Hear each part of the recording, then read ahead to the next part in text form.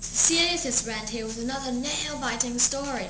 A man by the name of Edward Hyde, you might know him from the last Sir Danvers Carew murder case, was found dead with a vial in his hand.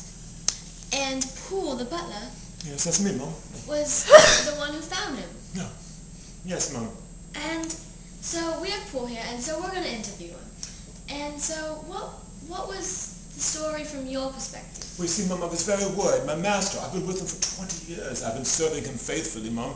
And he's been a good master, too, a kind man, one of the finest in all of London. But I was worried for about a week now. He was shut up in his cabinet. That's what we call a room, of course. He was shut up in there, and he was wailing and crying.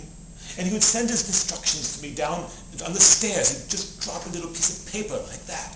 Well, Mum, I would take these things to the apothecary. I'd bring the potion back, and he'd go, "No, that's not the right one." It didn't sound like him at all, Mum. Well, wait, so you haven't seen Sir... Dr. Jekyll, my master, Dr. Jekyll, your master, yes. For a whole week? Well, Mum, yes, I did. Well, no, I don't even know what to say, Mum, because I did see him and I didn't see him. Well, one time, my master's cabinet door was left open.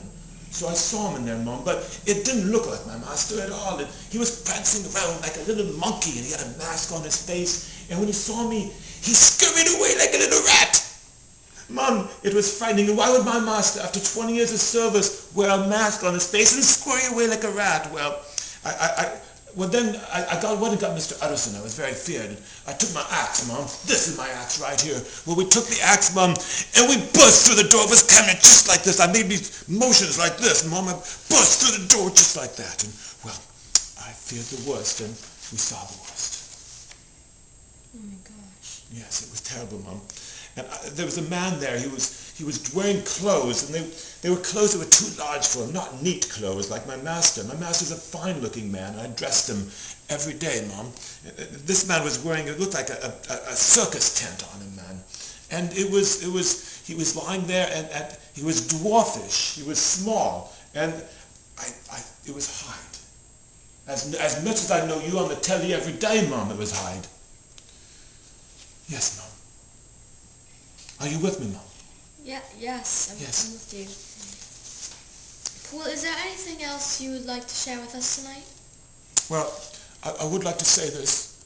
Dr. Jekyll, sir, if you're out there, it's me, Poole, your faithful servant for 20 years. Come back to me, sir. Come back to your Poole.